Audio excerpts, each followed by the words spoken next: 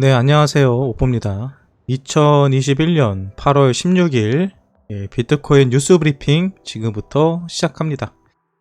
네, 오늘 어떤 뉴스들이 있었는지 함께 살펴볼까요? 먼저 디파이 프로젝트 스켈럽에서요 250만 달러 투자 유치를 했다고 합니다.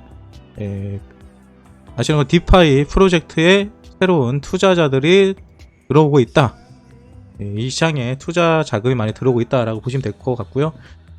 앞으로 밑으로도 아마 이런 기사들이 많이 나올 거예요. 어디에서 얼마 투자 받았다, 어디서 얼마 투자 받았다. 이거는 하루에도 계속 수십 건씩 계속 올라오는 거기 때문에 그냥 간단하게 넘어가겠습니다. 중요한 거는요, 여러분들 이런 거 보실 때, 현재 이 비트코인 시장에 많은 자금들이 유입되고 있구나 라고 이해하시면 되세요. 그리고 다음 뉴스는요, 사이러퍼 파운데이션에서요, 예전에 애플 CEO를 영입했대요. 사실 저는 사이러스 파운데이션이 뭐하는 곳인지 모릅니다. 근데 대충 보니까 소유권 기술 업체래요. 아무튼 여기서요, 이전에 애플의 CEO였던 누구예요 이 사람 이름이?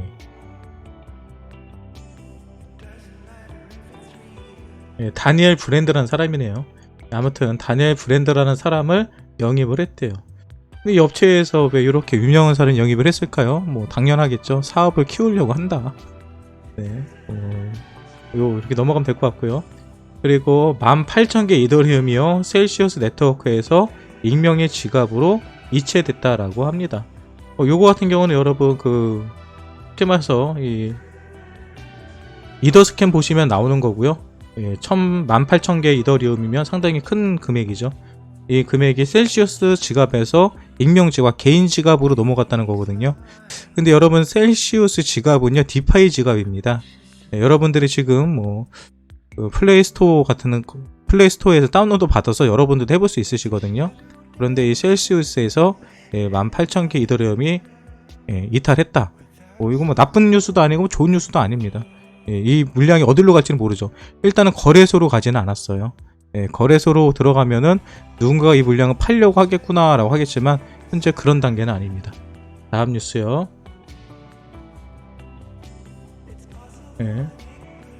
미국에서요, 다크웹 정보 제공자에게 암호화폐 보상, 쉽게 말해서 암호화폐에 대해서 해킹이라든지 아니면은 사기라든지 이런 게 칠 수 있는 이런 웹사이트에 대해서 얘기를 한다면 보상을 준다는 이런 얘기고요. 그리고 또 이제 재밌는 뉴스가 하나 나왔네요. 칠레의 야당 국회의원이요, 암호화폐 자산을 공식 인정해야 한다라고 이야기했습니다. 근데 여러분들 이걸 보실 게 뭐냐면요, 최근에 가나라든지 칠레, 그리고 아르헨티나, 또 파라과이 이런 나라들에서, 남미 쪽 나라들에서 최근에 비트코인에 관련해서 상당히 긍정적인 시그널이 나오죠. 법적인 제도화도 그러고요, 채굴 사업도 그러고요, 계속해서 디지털 화폐로도 만들어야 된다 얘기를 하고 있고요. 그리고 계속 이렇게 수면 위로 올리는 작업들을 합니다. 그러니까 이런 남미 같은 경우는 아무래도 경제적으로 좀 힘든 나라들이 많죠. 그래서 이 암호화폐를 자기네 나라들의 국력을 키우는데 하나의 수단으로 사용하려는 게 상당히 많이 보이거든요. 그만큼 비트코인의 위상이 올라가고 있다라고 생각을 하시면 됩니다. 이거를 만약 한국이라고 비유를 해보세요. 한국에 있는 어떤 국회의원이 만약 이렇게 얘기를 했다고 하면 오늘 김치코인도 엄청나게 날아갔을 거예요. 근데 제가 맨날 방송할 때 하는 얘기지만 저 이런 걸 보면서 어떤 생각을 하냐면요, 저는 그래도 한 6년 동안 이 코인판에 있었잖아요. 근데 작년까지만 해도요, 아르헨티나, 파라과이, 칠레에서 코인을 한다는 소리를 들어본 적이 없어요. 심지어는 캐나다나 미국에서도요, 코인을 한다는 소리를 거의 들어본 적이 없어요. 이 방송 보시는 분들 중에 미국이나 캐나다 이런 쪽이, 북미 쪽에 사시는 분들 많으실 거예요. 유럽에 계신 분들, 작년까지만 해도요, 코인 한다는 사람 옆에서 한 번도 보신 적 없으실걸요. 비트코인이 뭔지도 몰라요. 그런데 지금은 이처럼 남미, 아프리카, 유럽, 미국, 전세계 어느 나라들 가도요, 이 암호화폐가 큰 이슈화가 되고 있다는 거, 정말 대단한 겁니다. 여러분들 2017년도, 18년도 때 국내 불장이 들어왔다는 소리 들으셨잖아요. 그때 당시. 그때 비트코인이 한 300만원 하다가 2천만원이 되면서 대박이라고 난리가 났던 거거든요. 그때 이제 방송에서 여러분들이 지금 우리가 많이 사용하는 가지아, 아니면 김프 이런 얘기들이 그때 나온 겁니다. 2017년, 18년도 때. 근데 그때 뭐 김프라든지 뭐 과자라든지 이런 것들 한국에서 엄청나게 이슈가 됐지만요. 해외에서는 아예 관심이 없었어요. 근데 지금은 국내만큼이나 해외에서 많은 관심을 가지고 있는 게 바로 암호화폐 시장입니다. 네, 그런 것을 봤을 때 이 암호화폐 시장이 얼마나 현재 성장하고 있는지에 대해서 저는 상당히 놀래거든요. 이런 걸 보면서. 네, 근데 여러분들은 잘 못 느끼실 거예요, 이거를. 아마 이 방송 보시는 분들 가운데 비트코인을 최소 2년에서 3년 정도 하신 분들은 제가 하는 말이 무슨 말인지 이해하실 겁니다. 네, 바이비트. 네, 바이비트. 비트코인 가격 회복 신호 이어져 라고 했네요.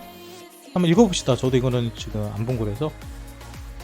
네, 암호화폐 거래소 바이비트가 데일리 인사이트를 통해 비트코인이 마침내 몇 주 동안 불안정하고 부진했던 가격의 움직임에서 크게 벗어나 45,000달러를 나타내고 있다고 진단했다. 네, 바이비트는 비트코인의 회복 신호에 대해 분석하면서 비트코인이 실현 시가총액이 3,780억에 달하는 역대 최대치를 기록했다. 여기서 말하는 여러분, 비트코인의 실현 시가총액, 이게 뭔지 아세요? 네, 제 방송을 꾸준히 보셨던 분들이라면 아시겠죠. 요거 아마 제가 토요일 날쯤에 비트코인 뉴스 브리핑 하면서 설명해 드렸는데요. 비트코인은 전체 유통량이 2,100만 개가 최대죠. 현재 뭐 1,900만 개인가 이렇게 풀린 걸로 알고 있는데, 문제는요, 이 코인들 중에서 그 지갑에 들어가서, 초창기 지갑에 들어가서 움직이지 않는 지갑들이 있어요. 매수 매도가 없이 그냥 묵혀있는 지갑들. 근데 이런 지갑들은 빼고요, 실제로 최근에 거래가 일어나고 있는 지갑들, 쉽게 말해서 활성화되어 있는 지갑들의 금액이요 3,780억이 된다는 소리입니다. 이거는 현재 막 움직이고 있는 지갑들의 비용 엄청난 금액이죠. 3,780억입니다. 80억. 아무튼 이런 최대치를 기록했다. 이에 더해 비트코인 단기 NUPL, 현재 공급 유통에서 자산의 순이익을 측정하는 지표는 올해 5월 15일 이후에 처음으로 흑자로 돌아섰다. 아시는 것처럼 5월 15일. 네, 5월 15일이 여러분 어떤 시기인지 아시죠? 네, 5월 15일쯤에 엄청나게 가격 폭락이 있었죠. 네, 5월 중순에 비트코인이 본격적인 하락이 시작한 시기입니다. 그러면 5월 15일 하락한 이후에 처음으로 흑자로 돌아섰다는 얘기는 5월 15일 때에 그만큼의 자금력에 유입이 들어왔던 소리거든요. 그 유입이 들어왔던 소리는 뭐예요? 추세가 전환됐다. 네, 추세가 전환됐다. 5월 15일 날 이후에 뭐 그때 부처님 오신 날, 요때가 엄청나게 떨어졌던 시기죠. 근데 그때 이후로 처음으로 흑자로 돌아섰다는 거예요. 그러니까 이 돌아섰다는 소리는 추세 전환, 지금부터 다시 상승으로 갈 수 있는 터닝 포인트다. 이거를 바이비트에서도 얘기하고 있는 겁니다. 이해하셨죠? 여러분들은 뭐 부처님 오신 날에 대폭락장 얘기하는데요. 그날 기억나시죠? 저 그날 결혼기념일 저녁에 나갔다가 급하게 들어와서 방송 키고요. 갑자기 슬픈 기억이 생각나네요. 네, 다음 뉴스 봅시다. 네, 엑시 인피니트. 많은 분들이 궁금하는 엑시 인피니트가 나오는데요. 8월달 매출이요. 지금 8월 16일밖에 안 됐잖아요. 그런데 7월달에 전체 수익보다도 더 큰 규모를 보여주고 있다는 기사입니다. 그러니까 엑시 인피니티가 그래서 가격이 올라가는 거예요, 최근에요. 그런데 저는 요거는 약간 테마성이거든요. 과거에도 이런 코인들이 많았어요. 2017년도, 18년도에는 뭐 카이버 또는 뭐 트론, 뭐 이오스 이런 친구들이 약간 이렇게 올라갔었거든요. 근데 결국은 나중에 다 떨어졌어요. 그러니까 제가 엑시 인피니티를 제가 돈이 있어도 안 들어간다 하는 이유가 뭐냐면요, 얘가 얼마까지 올라갈지 몰라요. 근데 지금 사는 자리가 고점인지 무릎인지 어깨인지 아무도 모르거든요. 얘가 처음 가는 길이기 때문에. 그 얘기는 지금 내가 사는 자리가 머리 꼭대기일 수도 있는 거예요. 상투일 수도 있는 거예요. 그러면 지금 뭐 엑시 인피니티밖에 살 게 없다 그러면 한번 도전해보겠는데, 사실 지금 살 수 있는 코인들이 너무나도 많이 있거든요. 굳이 근데 우리가 리스크를 감수하면서까지 엑시 인피니티를 지금 들어갈 이유는 없겠죠. 그러니까 엑시 인피니티 신규로 들어가시려고 하는 분들이 많은데, 저는 비추. 엑시 인피니티가 지금 자리에서 200% 300% 올라간다 그래도 비추. 뭐 얘가 200% 300% 올라가면요, 다른 친구들은 400% 500% 올라갈 수도 있는 거예요. 네, 아셨죠? 다음 뉴스 봅시다.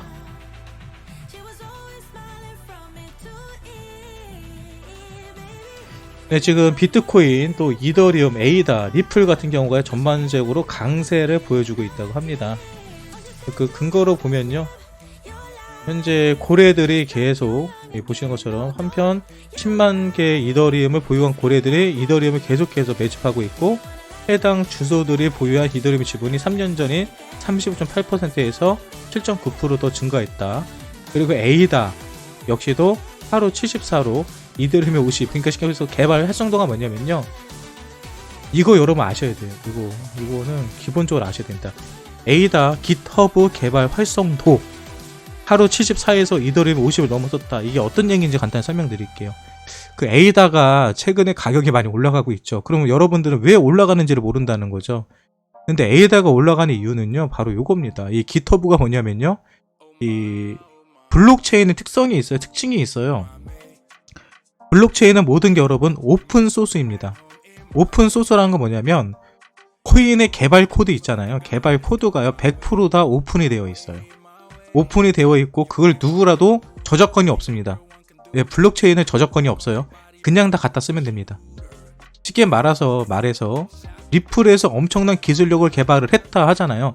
그 개발하는 과정이 저 깃허브라는 게 바로 개발자들이 개발 코드를 볼 수 있는 사이트거든요. 거기에 다 오픈이 되어 있어요. 거기 있는 거를 누군가가 그냥 복사해가지고 갖다 써도요, 상관이 없어요. 이해하셨어요? 상관이 없어요. 그냥 다 복사해서 써도 됩니다. 그냥 코인은요. 그래서 복사 코인이라는 게 나오는 거거든요. 그런데 이 오픈 소스라는 건 뭐냐면은, 어떤 에이다라고 해서 에이다에 소속되어 있는 개발자들도 있겠지만은 그 개발자 말고요, 내가 개발자면 에이다 들어가고 거기서 내가 개발할 수도 있는 거예요. 내가 업데이트도 할 수 있는 거고 거기다 살을 붙일 수도 있는 거예요. 그런데 에이다 같은 경우 최근에 개발 활성도, 쉽게 말해서 많은 프로그래머들이 깃허브에 들어가고 에이다에 계속해서 업그레이드 시키고 개발을 하는 그 활성도 자체가 이더리움보다 더 크다는 거예요. 그러니까 수많은 개발자들이 이더리움보다 에이다에 들어가고 더 개발을 하고 있다는 거죠. 그러니까 에이다가 최근에 가격이 올라가고 하는 것도, 이런 것도 보면은 바로 이런 것처럼 기술력이라는 개발력에 있어서 지금 앞서가고 있기 때문에 가격이 많이 오른 거라고 볼 수 있습니다. 자, 그러면 오뽀님, 그러면 기술력을 복사해서 쓰면 된다고 하는데 그러면은 아무 의미 없는 거 아니에요? 아무 코인이나 다 되는 거 아니에요? 그래서 여러분들이 보실 때는요, 그 코인의 그 기술력도 중요하지만 기술력보다 더 중요한 게 뭐냐면요, 바로 생태계입니다. 생태계. 기술력은 복사할 수 있거든요.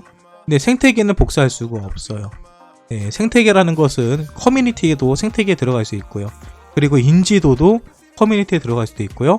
그리고 사업의 계약도, 어느 기업들과 현재 계약이 되어 있는지 이런 것도 중요할 수 있고요. 그리고 네트워크의 속도, 메인넷이라고 하죠. 이런 노드라든지 이런 속도에 있어서도 사용할 수 있습니다. 그리고 몇몇 사람들이 에이다가 가격이 올라간 게 일본 올림픽 때문이다 라고 하는 분들이 있는데요. 그런 분들은 그냥 무시하시면 됩니다.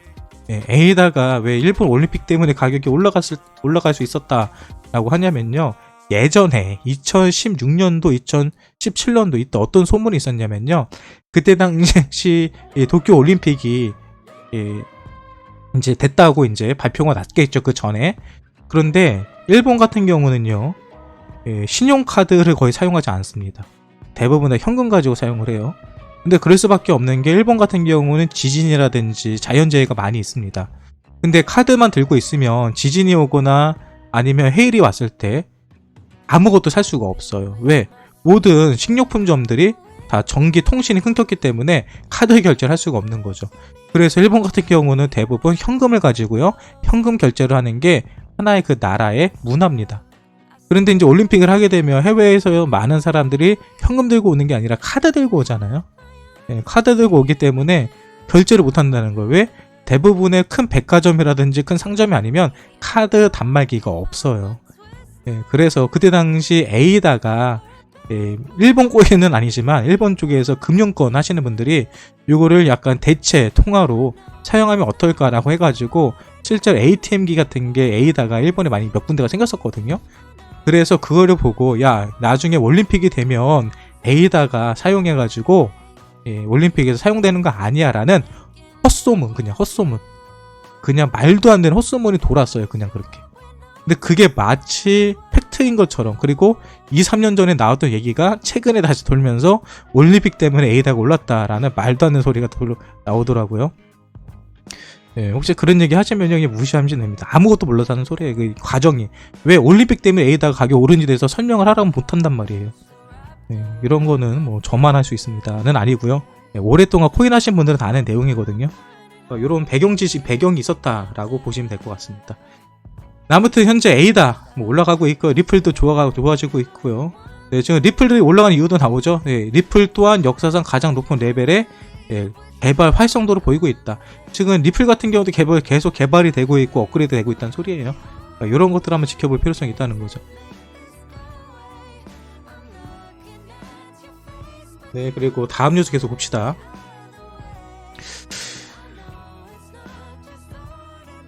그리고 비탈릭 부테린이 누군지는 다 아시죠?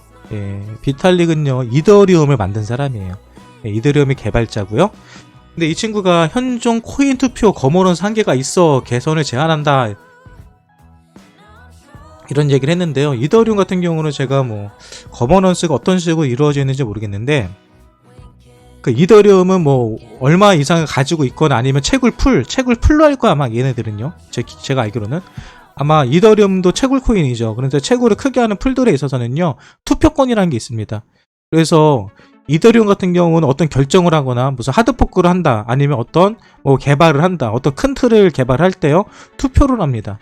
그거 투표로 해가지고 그 결정난 거에 따라서 개발의 방향이 정해지거든요. 근데 그런 거에 있어서 어떤 개선할 점이 있다라고 얘기한 것 같아요. 왜? 비탈릭은 이더리움을 만든 사람이잖아요. 그럼 나는 A라는 방향으로 하고 싶은데 거머넌스에서 만약에 반대를 해버리, 투표에서 만약에 반대가 돼버리면은 개발자가 원하는 방향으로 개발이 안 되는 거예요. 재단이 원하는 대로. 이런 문제들이 있는 거예요. 그래서 아마 이런 제안들 하지 않았을까 추측해 봅니다. 네, 그리고 미국에 있는 채굴업체 모슨이요, 조지아주에 뭐 한다고요? 비트코인에 대해서 300메가와트를 확장한다는 소리죠. 미국입니다. 계속 여러분. 미국 쪽에서 엄청나게 채굴 사업에 엄청나게 투자를 하고 있다는 거 기억하세요. 미국이 바보가 아니죠. 그리고 지금 투자를 한다는 소리는 지금 당장 수익이 나오는 게 아니고요. 항상 채굴기를 매입하거나 뭘 한다는 얘기는 2022년을 바라보고 하는 겁니다. 실제로 수익은요 2023년쯤에 수익이 나올 거거든요. 왜? 지금 코인 그 채굴기를 주문하면 채굴기를 만드는데도 몇 달이 걸리고 그거를 다시 미국으로 보내는데도 시간이 걸리고, 보내기만 해요. 그럼 그걸 설치를 하기 위해서는 땅도 있어야 되죠. 그럼 땅도 매입을 해야 되죠. 땅만 있어야 돼요. 전기공사해야 되죠. 전기공사만 해야 돼요. 설치해야 되죠. 설치만 해요. 설치한 다음에 관리도 해야 되죠. 그 시간이 최소 1년에서 2년은 걸려요. 그러니까 지금 대부분의 비트코인 채굴업장에 투자하는 이 기업들은요 앞으로 2년 뒤를 보고 하는 겁니다. 그러니까 여러분들이 2년 정도만 버틸 수 있다고 하면요 정말 큰 돈 벌 수 있을 거라는 거예요. 다음 뉴스 봅시다. MS 이더리움 활용 소프트웨어 불법 복제 방지 솔루션 공개. 그러니까 그 블록체인의 특징이 뭐냐면요 보안성이거든요. 신뢰성과 보안성. 그래서 소프트웨어가 복제를 했을 경우에 블록체인 기능을 통해서 그거를 막아주겠다라고 하는 겁니다. 이더리움이 MS하고도 이런 거를 협업을 했네요. 아무튼 재밌습니다. 그리고 폴리 네트워크 50만 달러 규모의 버그 바운티 프로그램 가동. 지난주에 가장 이슈가 됐던 문제가 하나죠. 바로 폴리 네트워크가 해킹을 당했었습니다. 그런데 해킹을 당했을 때 제 뉴스 브리핑 보신 분들은 아시겠지만 화이트 해커가 문제가 되기 전에 본인이 해킹을 한 다음에 그 물량을 재단한테 다 보내줬죠.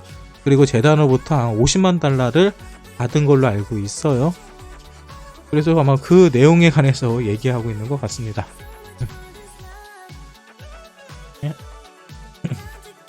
네, BTC 라이트닝 네트워크 용량 지난해 2배 증가.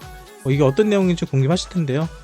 BTC 채굴하는 사람들이 돌리는 네트워크라고 보시면 되세요. 그런데 7,500개에서 14,000개로 증가했다. 그러니까 쉽게 말해서 채굴은 그동안 그 큰 세력들, 그러니까 큰 채굴장들 위주로 돌아갔다 한다면 지금은 중소 채굴장 업자들이 많이 생겼다는 거고요. 그렇게 생긴 이유는 중국에서 채굴 산업이 금지됨에 따라 지금 중소 쪽으로 쪼개지고 있다라고 보시면 될 것 같습니다.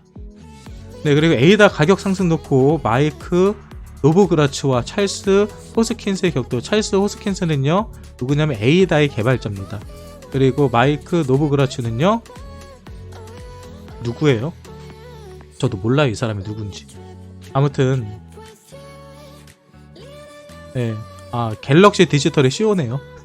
네, 제가 잘 무식해가지고 노브그라츠가요 바로 그 갤럭시 디지털의 CEO래요. 갤럭시 디지털 같은 경우는 여러분 아시죠? 펀딩하는 회사입니다. 아무튼 그 회사에서 CEO가 뭐라고 했냐면 에이다가 시총 3위인 것은 미스테리다 라고 적혔습니다. 그는요 내가 만나본 20여 명의 스마트한 업계 사람들 중 카로다노가 개발 측면에서 매력이 있다는 말을 들어본 적이 없다라고 했다고 합니다. 근데 이미 아까 전에 기업 쪽에서 개발이 실제로 많이 일어나고 있고요. 그리고 카로다노는 뭐 기술력이 있어서는 제가 봤을 때는 뭐 탓할 만한 코인은 아니라고 생각을 해요. 근데 이제 세력질이 좀 심한 코인이긴 하죠.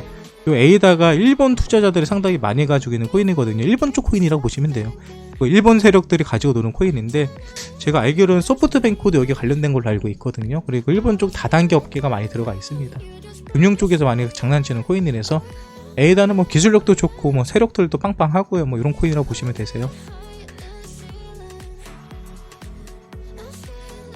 네, 그리고 이제 요런 거 조심하시면 돼요. 요런 거. 중국에 있는 CCID에서요 퍼블릭 체인을 평가했는데요 이오스가 1등 했고요 인플러 기술은 IOST가 1등 했어요. 근데 이게 뭐냐면요 여러분들은 좀 생소할지 모르겠지만 2017년 18년도 때 코인 하셨던 분들은 잘 아는 거거든요. 그러니까 그때 당시는 코인을 이 등급을 매기거나 어떤 코인이 좋다 나쁘다라는 것을 이 평가해주는 업체들이 거의 없었습니다. 근데 중국에서는요 매달 요 발표를 해요. 근데 요놈들이 발표를 할 때 보면요 지들이 좋아하는 거면 1등 시켜요. 말도 안 되게. 그러니까 그 평가를 하는데 그 평가의 기준점이 없습니다. 뭐 이오스가 나쁜 코인은 아니에요. 근데 이오스가 뭐 1위 할 만한 코인도 아닌데 이오스가 왜 계속 1위 하냐면요. 그리고 2017년도 18년도 때 이오스가 제가 아까 말했죠. 엑시 인피니티처럼 2017년도에는 이오스, 트론 이런 친구도 엄청나게 가격이 올라갔다고요. 얘네 때는 올라간 거예요. 얘네 때문에. 그때 당시는 2017년도 18년도에 이 코인 시장을 주도하는 거는 중국이었거든요. 근데 중국에서 퍼블릭 체인을 평가하는 데서 맨날 이오스 1등 시키고 트론 2등 시키고 맨날 잃어버리니까 가격이 올라갈 수밖에 없는 거예요. 사람들은 그거 보고 야 이거 좋은 코인이다 해버리니까. 근데 지금도 이러고 있네. 지금도 이오스가 1등이고요 재밌는 거는 이더리움이 2등이래요 그리고 트론이 3등이래요 일단 트론이 3등이라는 거에서 그냥 일단 무시하면 되는 거고요. 그리고 IOST도 제가 항상 말씀드리지만 걔도 완전 세력 코인이거든요. 테조스는 뭐 기술력은 나쁘지 않을 것 같고 아무튼 이런 식으로 지들이 올리고 싶은 거 아무거나 올려놓은 다음에 가격 펌핑 시키는 게 있어요. 아무튼 재밌습니다. 네, 그리고 뭐 업비트 오늘 2시에서 6시 사이에 서버 점검 있네요. 뭐 알고 계시면 좋을 것 같고요. 네, 아까 전에 제가 말씀드렸지 이란이라든지 아까 전에 뭐 몇몇 나라들 남미나 이런 쪽 중동 쪽 이쪽에서도 암호화폐 관련해서 세계 긍정적인 뉴스들이 계속 나옵니다. 네, 그리고 아까 말씀드렸죠. 3천만 규모의 2차 펀드 개선 계속 프로젝트 암호화폐 관련 프로젝트에 큰 돈들이 투자되고 있다는 것도 나오고요. 네, 그리고 솔라나 기반 디파이 총 예산 자체 18억 달러 돌파 지금 계속 투자받고 있다는 소리고요. 네, 그리고 설문조사 싱가포르 투자자들 비트코인보다는 이더리움을 더 선호한다. 여러분 이거는요 전 세계적인 현재 기조입니다. 기조라고 해야 되나? 유행이에요. 유행? 아무튼 뭐라고 해야 될까? 표현하기가 좀 어렵네요 지금. 아무튼 현재 예전에는요 많은 기관들이요 이 비트코인에 올인을 했거든요. 네, 근데 지금부터는 이더리움이에요. 이더리움. 저는 이더리움의 상당히 가격이 크게 상승할 가능성이 크다고 생각을 하거든요. 이더리움 여러분 크게 투자해볼만 합니다. 장투로 가볼만 해요. 네, 이더리움이 2천만원 가지 말라는 법이 없거든요. 저는 충분히 간다고 생각합니다. 이더리움 특히 이번에 업그레이드가 되면서 계속 소각되고 있죠. 하루에 뭐 3만개 4만개 이상의 물량들이 소각되고 있고요. 그리고 그 이제 포스 2.0 지금 업그레이드 2.0이 돼버리면 이더리움 2.0이 돼버리면은 지금의 채굴에서 POS로 바뀌거든요. POS로 바뀌면 그만큼 인플레이션이 더 줄어듭니다. 그래서 그 물량 자체가 훨씬 더 줄어드는 효과가 나기 때문에 이더리움의 가치는 앞으로 계속 커질 거예요. 그래서 이더리움 여러분 뭐 워낙 메이저 코인이고요. 현재 그리고 가격도 상당히 괜찮은 가격이라고 보입니다. 지금 조정받고 있는 가격대가. 다음 뉴스 봅시다. 네, 누뱅크 20억 달러 규모의 IPO를 준비 중이다 라고 하죠. 얼마 전에 제 그 인스타그램으로 한 분이 질문을 하셨어요. 오뽀님, IPO하고 ICO가 어떤 차이가 있나요? 라는 질문을 하셨거든요. 네, 그래서 IPO랑 ICO의 차이점 간단하게 설명드리면요. 제가 뭐 금융 전문가는 아니라서 모르겠지만, IPO는요, 제가 알기로는 어떤 상장하기 전에 비상장 주식, 이 상장사에서 이제 상장을 준비하는 겁니다. 상장. 근데 상장을 하기 전에는 이제 자기네 주식을 파는 거죠. 우리 아직 상장하지 않았는데 우리 상장하면 가격이 많이 오를 거야. 그러니까 상장하기 전에 우리 주식 살 사람 하면서 공모를 합니다. 공모. 그래서 20억 달러를 공모로 받겠다는 거죠. 우리 앞으로 상장을 할 건데, 누뱅크에서 상장을 할 건데 우리한테 투자할 사람 들어와라 하는 게 IPO고요. 이제 반대로 이제 ICO가 있죠. ICO 같은 경우는 코인에서 하는 게 ICO거든요. 그러니까 주식에서 상장할 때 하는 건 IPO라고 하고요. 코인에서 할 때는 ICO라고 합니다. 그러니까 ICO가 뭔지, ICO도 똑같은 개념이에요. 우리 앞으로 코인을 만들 건데 이 코인을 만들기 전에 우리 코인을 미리 몇 개를 팔 거야. 몇 개 팔 사람 팔 건데 얼마를 팔 거니까 살 사람들 사세요 라고 합니다. 근데 IPO는 합법이고요. ICO는 현재 한국에서는 불법입니다. ICO를 불법으로 하고 있는 나라들이 상당히 많아요. 그런데 현재 코인 회사들이요, 싱가포르의 법인이 되게 많이 있습니다. 거의 대부분의 코인들이 싱가포르의 법인을 하고 있거든요. 근데 그 이유는 싱가포르에서는 ICO가 합법입니다. 그래서 국내에 있는 대부분의 기업들, 여러분이 잘 알고 있는 아이콘이라든지 뭐 메디블로 이런 코인들 한국 코인으로 알고 있잖아요. 근데 법인은 거의 다 싱가포르에 있습니다. ICO 할 때 싱가포르 법인으로 해가지고 ICO를 했었어요. 네, 아무튼 뭐 IPO, ICO에 대해서 용어 정리 한번 하시는 거 도움 될 것 같아 해드렸고요. 네, 여기 나오네요. 이더리움 네트워크, 이더리움 소각물리 5만 개 돌파. 제가 말씀드렸잖아요. 이더리움 가치가 올라가는 게 현재 예전에는 가스비로 우리가 스마트 컨트랙트, 쉽게 말해서 이더리움을 통해서 어떤 이동이 있을 때 우리가 뭐 거래소하고 거래소를 옮길 때 지갑과 지갑을 옮길 때 보면은 이 가스비라고 해가지고 사용료가 내거든요. 사용료가 나가거든요. 이 사용료의 일부분을 다 소각을 시키는 업그레이드가 얼마 전에 있었죠. 그게 바로 EIP1559라는 바로 업그레이드입니다. 이 업그레이드가 된 이후에 지금 5만 개 정도의 이더리움에 소각되고 있다. 그만큼 물량이 사라지고 있다는 얘기예요. 아무튼 이런 기사 나왔고요. 네. 그리고 뭐 다른 뉴스가 있을까요?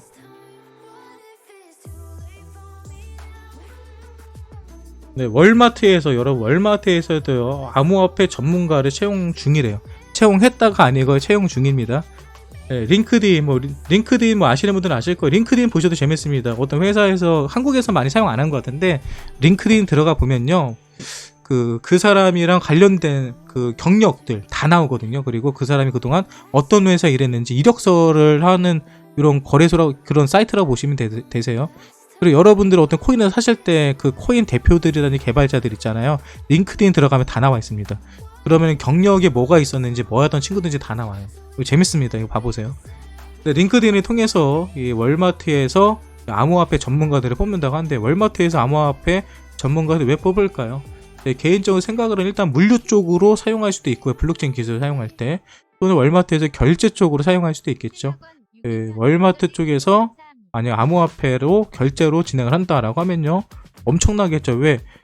결국 월마트가 전 세계에서 가장 최고의 유통업체잖아요. 그래서 아마 여기에서 암호화폐 결제가 진행이 된다, 이런 게 추후에 나올 가능성도 있다. 네, 그렇게 되면 정말 우리 실생활의 암호화폐가 뿌리 박는 거다 진짜. 네, 그렇게 보면 될 것 같아요. 그리고 카카오가요, 글로벌 시장에 이제 진출한대요. 그러면서 여기 보니까 싱가포르, 여기도 나오죠. 카카오가 어디에다 법인 세웠어요? 싱가포르의 카카오 자회사 크러스트가 설립됐다. 그러니까 싱가포르가 암호화폐에 있어서 여러분 하나의 성지입니다. 성지 진짜. 다 일로 들어가요. 그냥 법안이 가장 크게 문제가 없이 다 그 사업하기 좋게 해놨기 때문에. 네, 한국에서도 이런 식으로 좀 공격적으로 했으면은 지금 정말 전 세계에서 안 그래도 암호화폐 좀 가장 핫한 나라가 한국인데, 이게 좀 아쉽죠. 네, 이런 식으로 했으면 정말 전 세계적인 많은 자금들이 한국으로 들어왔을 텐데. 이런 부분이 좀 아쉽습니다. 아무튼 싱가포르는요 이렇게 지금 열심히 하고 있고요. 지금 여러분 아시는 것처럼 또 하나 말씀드리자면 우리 뉴스를 오래 보셨던 분들 아실 거예요. 전 세계에서 지금 어느 나라에서 싱가포르처럼 유치하게 암호화폐 관련된 사업들을 유치하기 위해서 누가 지금 계속 노력하고 있죠. 이거 맞추시는 분 선물 드립니다.